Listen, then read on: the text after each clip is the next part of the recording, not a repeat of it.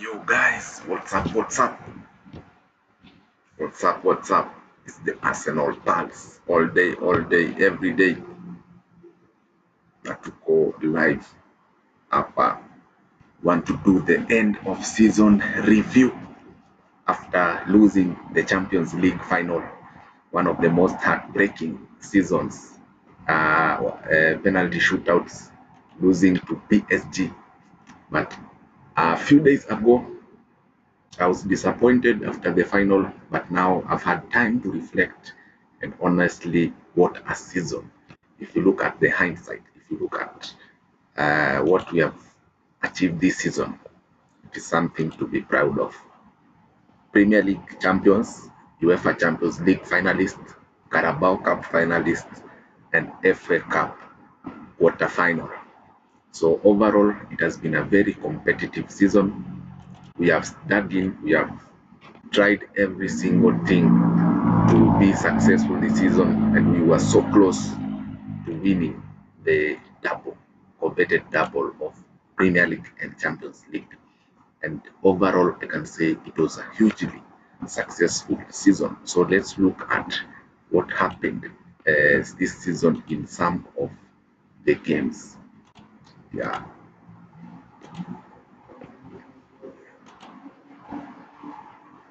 Yeah, okay. So we went to Budapest. Yeah,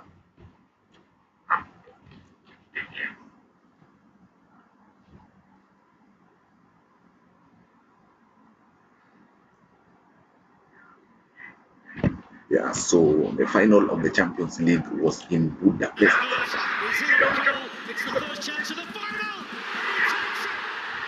And we opened the scoring through Kai Havertz. Then PSG had plenty of chances. Yeah. And then there was also the controversy. Yeah. Overall, solid defensive performance from Arsenal. PSG trying to score, and they were chasing the game until the 60th minute. Yeah. Yeah, that was the moment. Just one mistake, and Dembele scored for PSG. Then went to extra time. From the Frenchman. Wants to go at Gabriel. Hincapié there too. And PSG undoubtedly they deserved to win the game because they had the more clearer chances. And they can see the contentious decision. And the penalty shootout scored. And scores the style to do it. Then Elden missed the chance. Nuno Mendes. Then Rice scored. Hakimi scored. Martinelli scored. No, it's not. And then Gabi. Oh.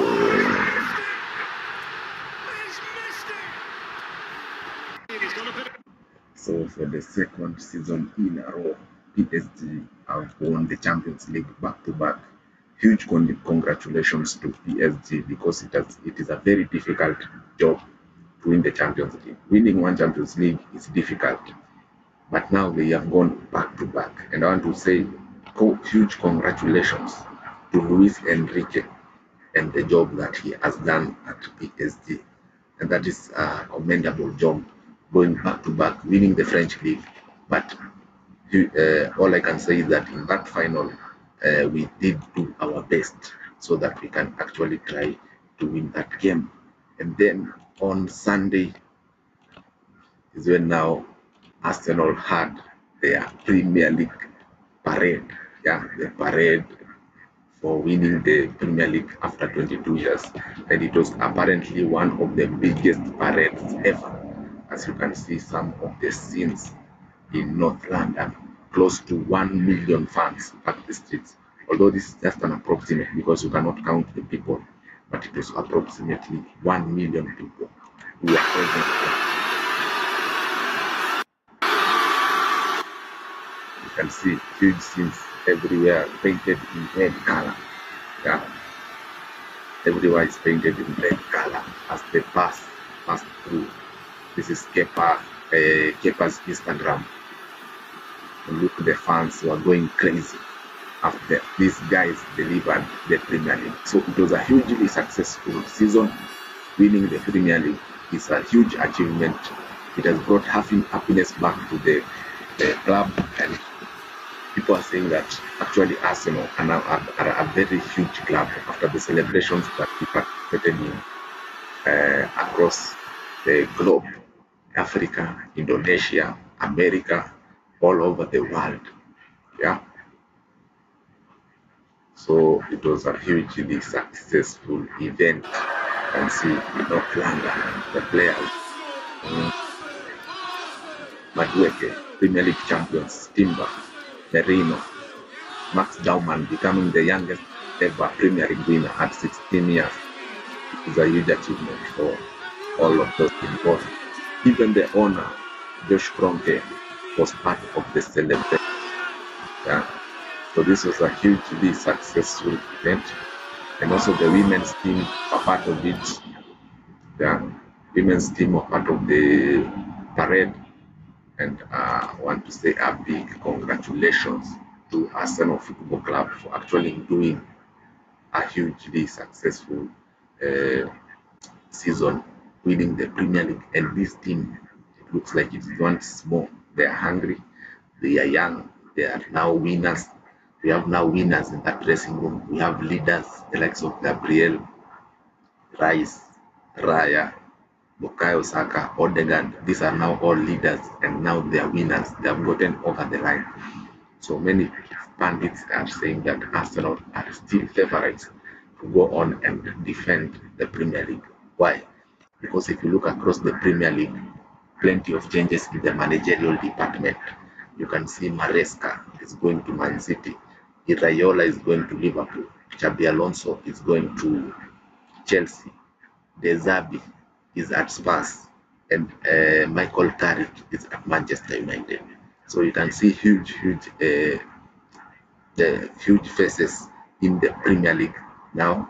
The likes of Carrick, Maresca, young coaches, hungry coaches who are actually going to make the Premier League very exciting and entertaining. And also we have had huge departures. Pep Guardiola leaving, Arne Slot was sacked that the day when Arsenal were playing the Champions League final. Arne Slot was sacked the same day. Crystal Palace manager Oliver Glasner also sacked. No, he left at the end of the season after winning the Conference League for Crystal Palace, and also a huge job by Oliver Glasner, winning 3 trophies in 2 years: FA Cup, Community Shield, and also the Conference League. So it was a hugely successful season for Crystal Palace as well. Bournemouth and Sunderland finishing in the Europa League spots. Let's look at the table, how it panned out for this season. And you can see it was a very different season. So as you all know, Arsenal beat the champions by 7 points. And then in the Champions League places, we have Manchester City United coming back into the competition after 2 years. Aston Villa are back and also winning the Europa League. And you can argue that also Unai Emery should be in the Manager of the Season awards, because winning the Europa League and also qualifying for Champions League, yeah, in the normal qualification sport, it's a hugely successful season for Aston Villa.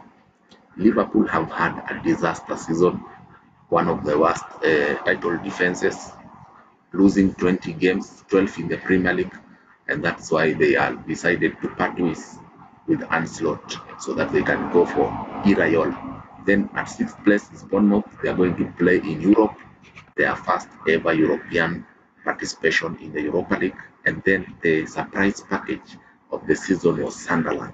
Sunderland managed to finish also in the Europa League spot, and that is a hugely successful season for a club that came from the Championship. They have over exceeded expectations. And if you look at the Premier League in the last two, let's say 3 seasons that the newly promoted clubs have actually come to the Premier League, you can see that most of them just go back immediately there in that season. But for Bournemouth, they have managed, sorry, for Sunderland, they managed even to qualify for Europa League. That is a huge achievement. It is a huge achievement. Big up to their coach. Then there's Brighton and Hove Albion will be in the Conference League. Yeah, so also for Brighton, it was a good season getting European football. It is always nice to play in Europe every 3 days, and also you can have a good squad to participate. Then Brentford, good season as well, finishing in the top half, top 10, having one of the best strikers in the league, Thiago, with 22 goals. Then you have Chelsea, a disappointing season, disaster season for the world champions. But hopefully next season with no European football, with Xabi Alonso and that young group of players, Chelsea might come back again as a surprise season. For Fulham, then you have Marco Silva who left. Newcastle United also had a disaster season, losing in the Champions League by 7-2 to Barcelona. Everton have had an average season. Leeds, fantastic season, staying in the Premier League. And Crystal Palace, huge season. They'll be playing in the Europa League after winning the Conference League. Forest also had a good season, managing to stay up after they started badly. Then Spurs just managed to stay up on the final day. They'll be relieved about it, but seeing Arsenal as champions for Spurs fans, it is not usually a good thing. Then West Ham, Burnley, Wolverhampton say goodbye to the Premier League after not being good enough to get enough points to stay in the Premier League. So you needed 41 points this season to stay in the Premier League. But for the champions Arsenal, it was a fantastic season as well.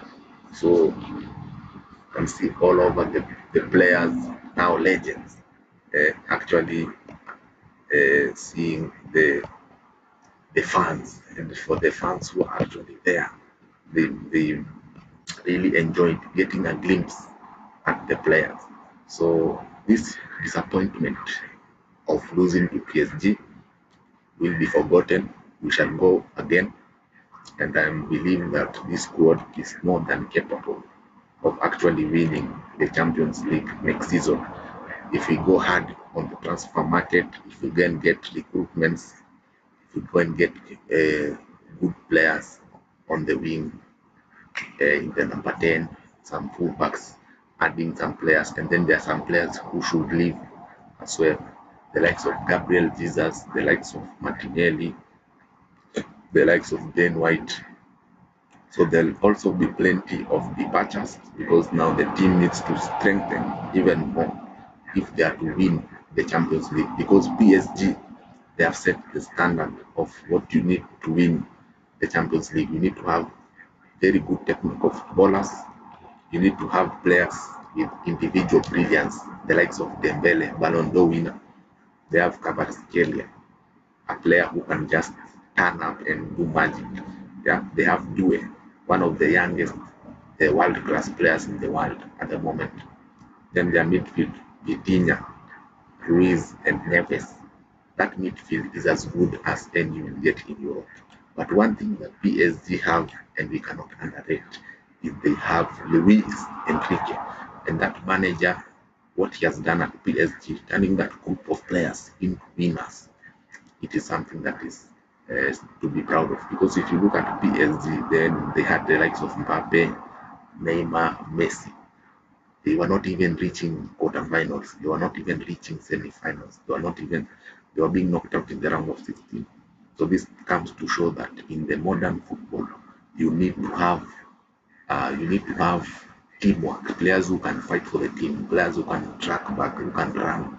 Yeah, you don't need to have superstars. And if you look at Real Madrid this season, that's the reason why you don't have to only have superstars in the team. You have to have players who can fight for each other. And that is what PSG have. So huge praise to PSG. But what I can say also, Arsenal showed a lot of spirit. Of course, will be criticized, but for me, it was a good performance because the tactical discipline that Arteta showed, you cannot go toe to toe with PSG. They have much more quality, and I believe Arsenal was still not ready to win the Champions League. This season, the main target for Arsenal was to win the Premier League, and they achieved that. But for next season, if they strengthen, I believe that Arsenal have the squad and the experience to go and get over the line in the Champions League. Yeah, but we also have to talk about the refereeing decisions because Madueke was fouled, and I believe that should have gone to VAR at least to confirm. But the referee decided it was not a penalty. But also, we move on. But I believe the squad was not ready yet to win the Champions League. It was ready to win the Premier League. Yeah.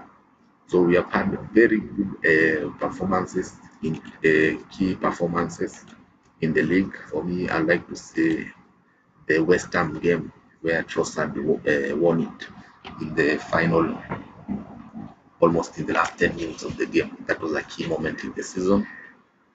Then beating Burnley at the Emirates, that was a huge moment in the season because we needed to win so that we can put pressure on Man City. And if you look at Man City, they fell to Bournemouth on Tuesday, handing over the title to Arsenal. So you see, with that game versus Burnley was so important. Burnley, West Ham, Fulham, Newcastle, and Crystal Palace. Those last 5 games after losing to Man City, those were so important because we needed to win all our games and hope Man City drop points. And we actually did the job in stunning fashion. Yeah. So you can look, this is North London. North London, huge crowds coming out to actually see the team.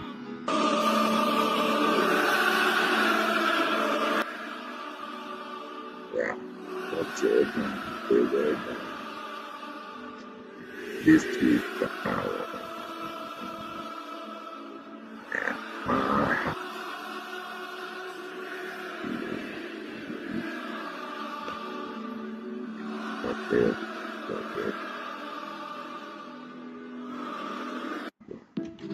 So nice scenes as well. Let's look at IG, the Arsenal official page. You can see this post garnered over 3.4 million views. So huge congratulations across the world, even from the Premier League, from other managers. Yeah, and this is something that nobody can take away from you. The feeling, especially if you have never watched Arsenal winning it, that feeling is different. Yeah, the first one is always the best one. Yeah, next year if you win the Premier League, I don't think it will hit like this one because after 22 years and this generation of fans, they have not yet seen Arsenal winning the Premier League. So it was a huge achievement, something to be proud of. And all the criticism that was of Arsenal, all their corners in, they will bottle it, especially after losing to Man City. So if you look at all the things that were said about Arsenal, overcoming that shows that these players have that huge mentality. You shut down the outside noise. Don't listen to rivals. Don't listen to haters. Those is just banter. Yeah? And banter will always be there. And overcoming those adversity, like when we lost to Manchester United and the Emirates, when we lost to Bournemouth, when we drew with the Nottingham Forest and Liverpool, when we lost at the Etihad. So those moments of adversity, when you are down, and if you look at a player like Declan Rice, he showed leadership, yeah, in the game versus Man City when he said, "It is not done." Yeah, you know that kind of mentality shows that you have winning mentality. Some players will have given up and said, "Now it's over. You have lost to Man City now. Congratulations to Man City. Go and win the league." But Declan Rice said it is not done. So that those kind of mentality in the player, it is really important to have such players who don't give up. They fight until the end. And even in the game versus PSG, even though we lost, I was just disappointed, but I was not angry because of the way we lost. It was literally penalties.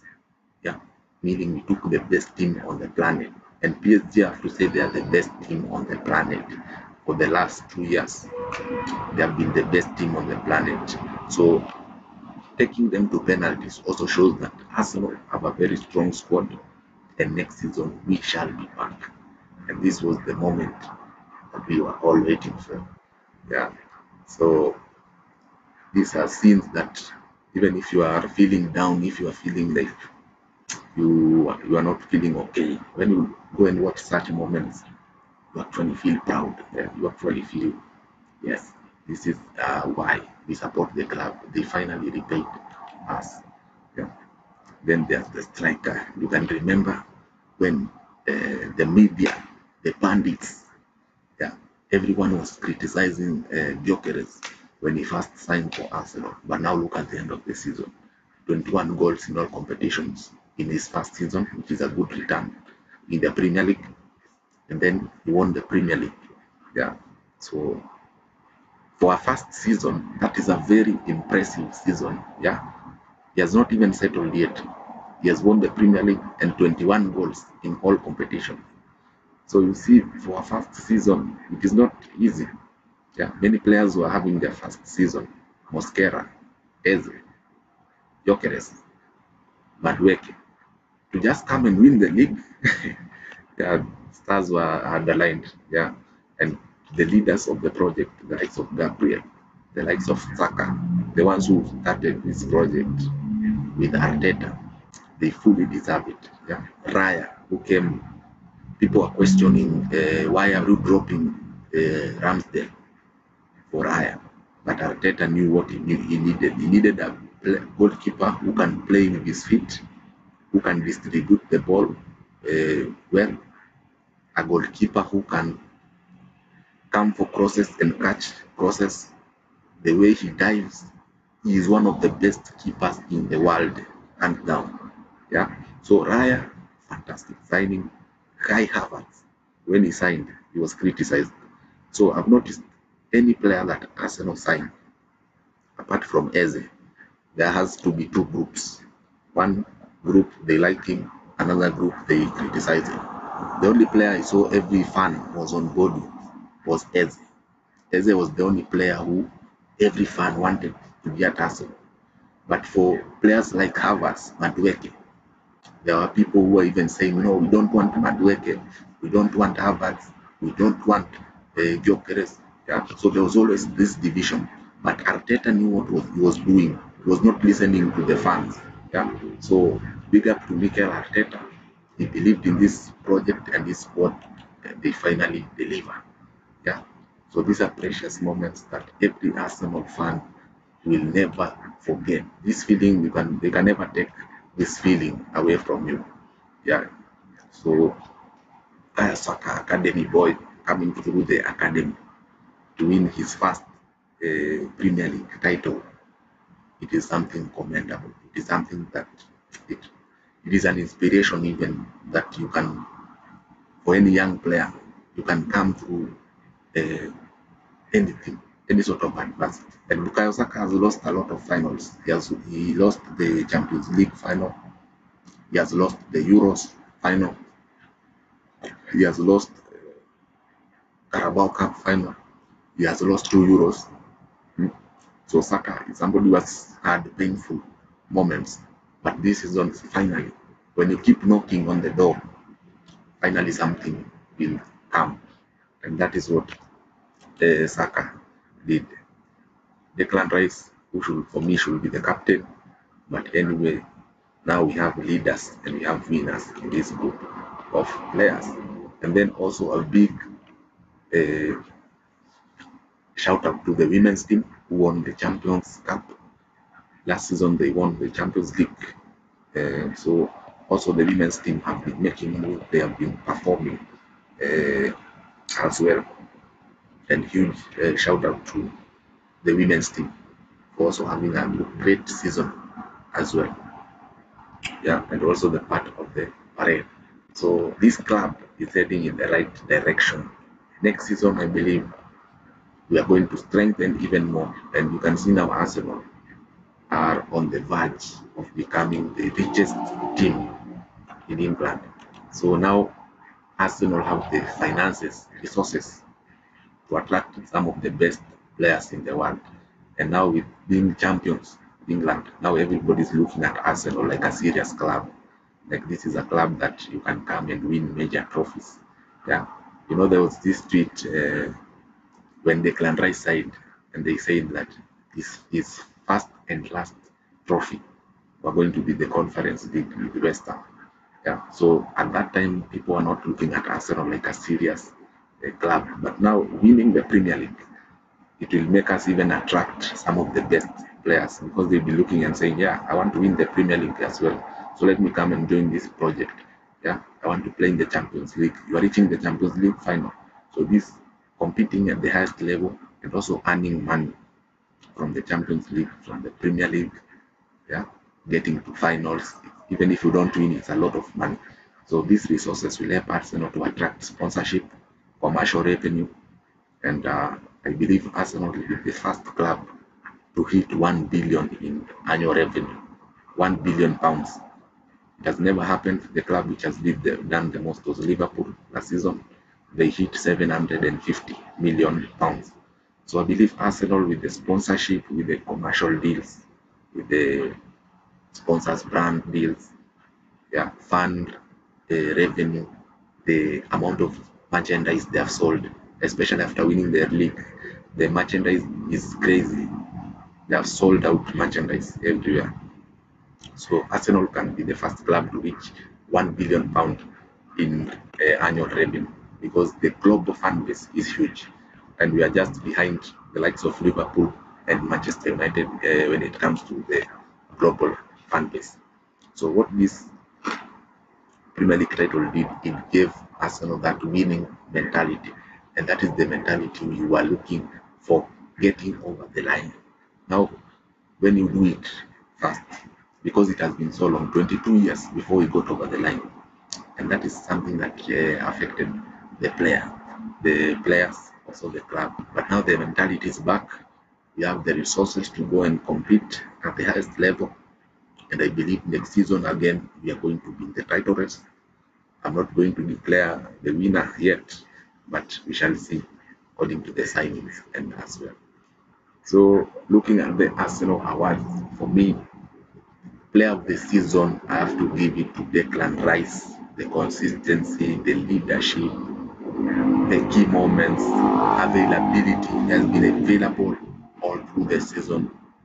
Number two, I can give it to David Raya. The saves, the clean sheets, key moments where he saved us, especially that game versus West Ham, where he just put his body on the line for the team. So Raya is also there, close to Rice. Consistency, availability. Signing of the season for me, I have to give it to Zubamendi. Zubamendi, I know he did not finish the season well, but Zubamendi played in all the games, 38 Premier League games. Yeah, so Zubimendi for me has been signing of the season for Arsenal. He improved the midfield. He made Declan Rice look well. The only disadvantage with Zubamendi is that he did not play enough games at the top level. He was used to playing one game a week at Royal Sociedad. So when at the end of the season, the number of minutes he accumulated made him tired. He was leggy, he was tired. Yeah. So next season we are going to see a better Zubimendi, more fresh, more experienced, and I believe he's one of the best number sixes in the world. Goal of the season, I have to give it to Everett Eze. Eze, that goal versus Newcastle for me. And when I look at goal of the season, I also look at the importance of the goal because beating Newcastle was the start of this 5-game winning run. Yeah, when we beat Newcastle 1-0, that is when now we started to kick on to build the momentum because it was after the Man City game. Yeah, so if we had lost to Newcastle, now the title race would have been completely finished. But getting back on track and beating City, yeah, that made us even better as well. Yeah, so for me, those are the player awards that I'm going to do for Arsenal, and I believe all the players deserve it as well. Yeah, but for the Champions League final, let us not look at it in a negative way. We shall be back very soon with a better squad, with a stronger mentality. And I believe that next season, Arteta is going to change the style of play. Yeah, this defensive, pragmatic football, I don't think he will continue with it because he has already now won. Now the pressure is off. The players cannot play freely, consistency, and now we can see the best Arsenal team. Of course, the games where in the Champions League, you're going to have to defend, to be compact, to be pragmatic, so that you cannot be open and easy. You know, in the Champions League, the quality is another level. Also in the Premier League, yeah, when you go away to Anfield, when you go away to Old Trafford, when you go away to Etihad, there are some stadiums you just can't go and start opening up. Yeah, so you have to respect also the opponent.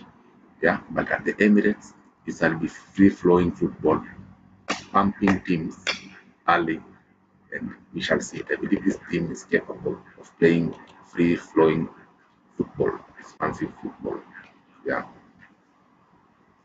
yeah. So we shall take the pain of losing this. Arteta, of course, is disappointed. You can think he even hasn't won any trophy, but a huge season for him after being crowned champions of England. So this is going to be the fuel. And what I like about Arsenal is that there are people who are already writing us off. Now this will be your last opportunity to win the Champions League.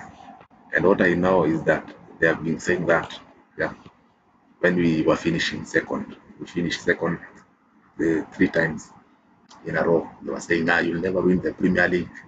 You guys will always bottle it, Netflix FC." But this season we have proven them wrong. So even in the Champions League, this is not our final opportunity. For me, I believe this squad is going to be even stronger next season. Yeah, we are going to add players. We are going to sell some of the average players. Yeah, so it's going to be stronger. And I'm seeing we are looking at the likes of Morgan Rogers, Junior Krupi from Bournemouth. Yeah, so we are even going to be better than this season, and that should be the challenge to become even better and better as well. See the captain. There are also rumors of order that he might be leaving. Yeah. And as well, I want to even talk about the ownership, Josh Kroenke, the way he invested in Arteta, the way he believed in the process, in the project. It is something to be proud of as well, because as a manager, you need somebody to believe in your vision. You need somebody to hold you by the hand and say, you know what, we're going to do this together. And what I like about Arteta is he admitted that at some point he was thinking of quitting. Yeah, he was like, I'm not going to be the one to get over the line. Let me just build this team, and then we'll go and get somebody else to win it, like an Alonso, an Ancelotti, Mourinho, to come and now finish the job. But what this does, the ownership, they told him, no, you are going to win this trophy with you. Yeah, because he started the process and he finished the process after 7 years, and he has delivered the big one, the Premier League, which feels so sweet. So big up to the Josh Kroenkes. They were part of the Trophy League celebrations, and it's a fantastic season as well for us all. Only 1.5 million people is a huge number to have in a parade as well. So you can see the players really enjoying they're really enjoying what is happening at Arsenal at the moment. Yeah. Teams are going to be stronger this season. I believe so. We're not going to be the only ones challenging for the league. Yeah, I believe that even the likes of City, Liverpool, United, Chelsea, they are going to spend. They are looking at Arsenal. Every team wants to have such a celebration. Yeah. Every team wants to win the big one, the major trophies. And that's why we are big clubs, because we want to win the big trophies. Yeah. And I believe that teams are going to strengthen. Teams are going to look at Arsenal and say, We are not going to allow you to go back to back. But Arsenal too, we will strengthen, because we need to strengthen and we need to ensure that this is not a one-off. We don't want to win one title and then go another 20 years. No, we have learned the lesson, and I believe that we are going to be fully in the market this summer. And Arteta will be given funds to improve. Their players, of course, will leave. There are players who will be sold if the right offers come in, and Arteta is going to use the money to rebuild a team that can finally win the Champions League. So this is Martinelli celebrating as well. Yeah. Fans are forever happy and they are loving what is happening at Arsenal at the minute. Yeah. So it is good to see fans happy.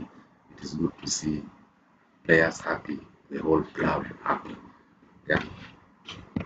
But we don't need to relax. We need to ensure that next season we build this team again. Yeah. Spend more money. Now we have the money. We are no longer paying Emirates debt. Yeah. The era of paying debts to Emirates is over. We are no longer selling players to fund the stadium. We have a stadium, 60,000 capacity. Now we can give players with contracts. Like Bukayo Saka is on 300,000 a week. The likes of Kai Havertz, 280,000. Yeah.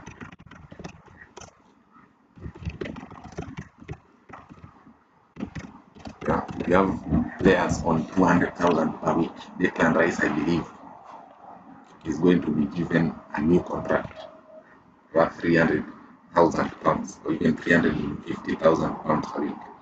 Raya will be given a new contract. So this is something important. We need to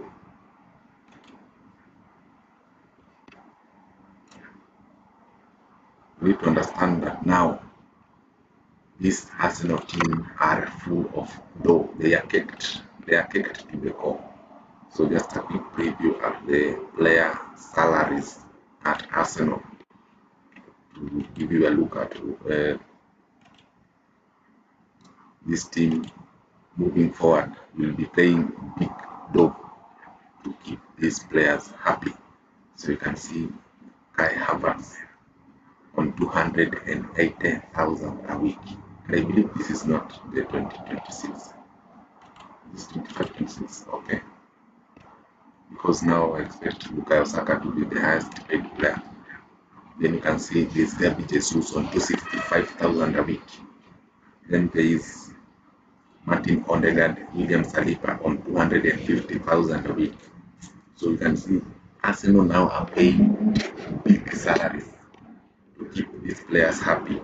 Ebere Eze, Martinelli, Trossard on 180,000 a week. Tayoko is on 200,000 pounds per week. Yeah. So these are players who are paid well, and that's why they are competing at the highest level, because we expect that to play for Arsenal, play in the Premier League. Of course, the salaries, the perks of playing in the Premier League are heavy. They are hefty. Yeah. Ben White is on 150,000 a week. Magalhaes 150. Mikel Merino 130. Calafiori 120. Raya is on 100,000. I believe he's going to be given a new contract worth 150,000. Raya deserves it. Timber 90,000. Martin Zubimendi 75,000. Yeah, so you can see these Arsenal players are being paid well, and the money is still flowing. Hincapié is on 65. Nogard 65. Mosquera 55. Marcel Skelly 45,000. Ethan Waneri is on 40,000, and Max Dauman is on 35,000 pounds a week. Chris Nelson 30,000. Ismail on 1,000 pounds a week. So the total wage bill for Arsenal is 233 million pounds a year. So our wage bill is quite low.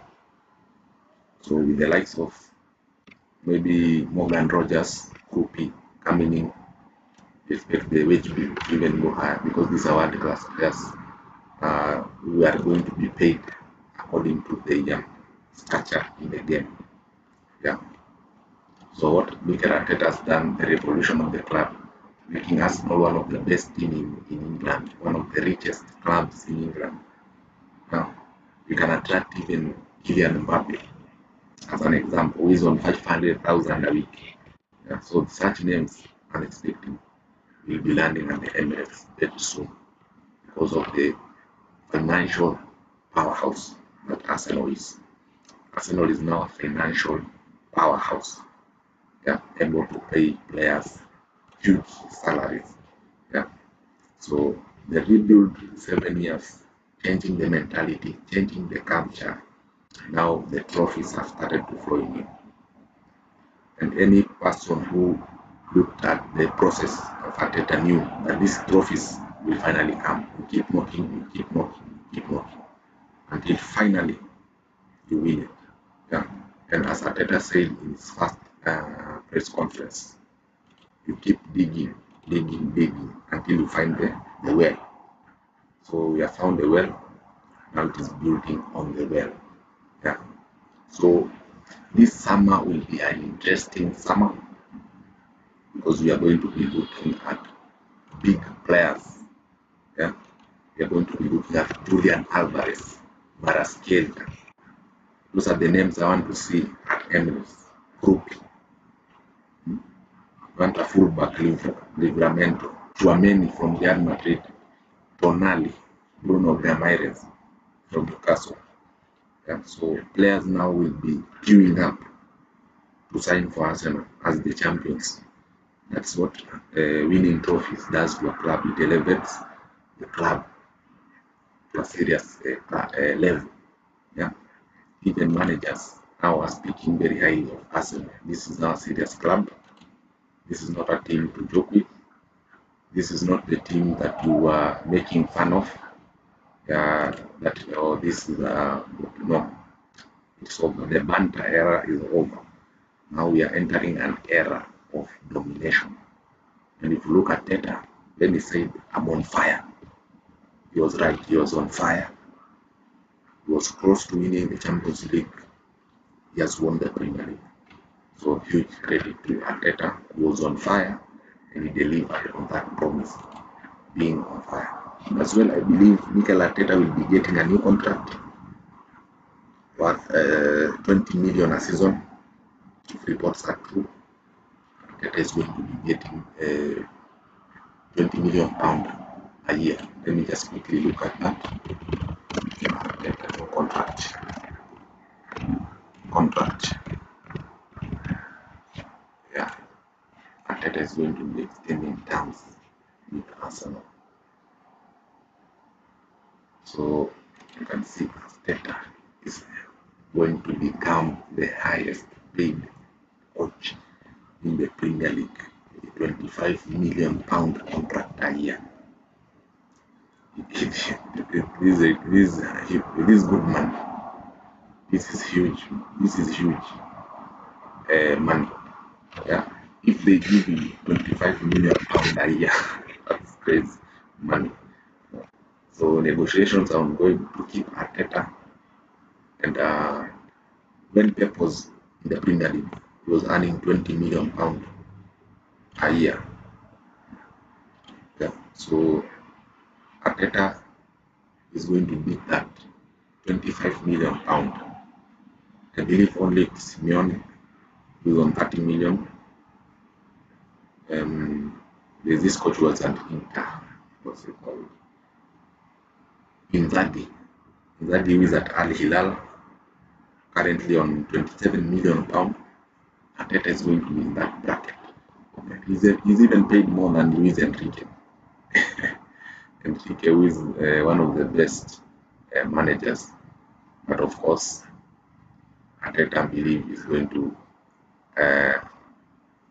renew. So currently, Arteta is on a 12 million pound a year salary, which can increase to 15 million with bonuses, including winning the Champions League, winning Premier League, you get bonuses for performance-related incentives. Yeah. But now there's a chance he's going to be getting £20 million a year plus 5 million through bonus. Oh, crazy. Oh. He's going to be kicked. Arteta is going to be making serious money in the Premier League. If they give him a 3-year deal, he may be walking out of the Premier League with over £100 million. Because they also have sponsors, they have sponsorship deals, they have such a kind of advertising, they have these advertisements, brand deals, endorsement. So if you total up all the money, you might be walking out with over £100 million in 3 years, and that is serious though. That is crazy though. So you look at Arsenal, players now are getting paid well. Players are happy. Players will be lining up to join. So I'm expecting a busy summer transfer window, but because of the World Cup, it might not start as fast. Expect signings to start coming after the World Cup, because also during the World Cup, there are players who are emerging, wonder kids. Their potential in the World Cup is also a scouting. There's a scouting that happens during the World Cup. You're able to see there's a player from Colombia, there's a player from Senegal, there's a player from Germany who's coming up. So there's some few stars who are going to show up in the World Cup as well. So you can see the wage bill of Arsenal, 233 million. Players are going to be getting cooked. Yeah. So this is interesting. The future for Arsenal is interesting. Exciting things are coming, and fans know it as well. Yeah. Fans know that what a time to be alive. Yeah. These are moments that we were dreaming of. When you are getting smashed 8-2 at Old Trafford. When you are getting beaten 10-2 on aggregate by Bayern Munich. When you are getting beaten 6-0 by Chelsea in Wenger's 1000 game. When you are getting humiliated in the Europa League. You are getting beaten during coronavirus. So when you see the turnaround, the transformation of this team, is something impressive as well. It's something that every club should be striving to do. But we are not going to relax. We are not going to just sit and say, yeah, now it's over. On Premier League, let's now relax for another 22 years. No. We need to go again with the market. We need to go get top talents, strengthen that squad, make that squad as hard as possible to beat.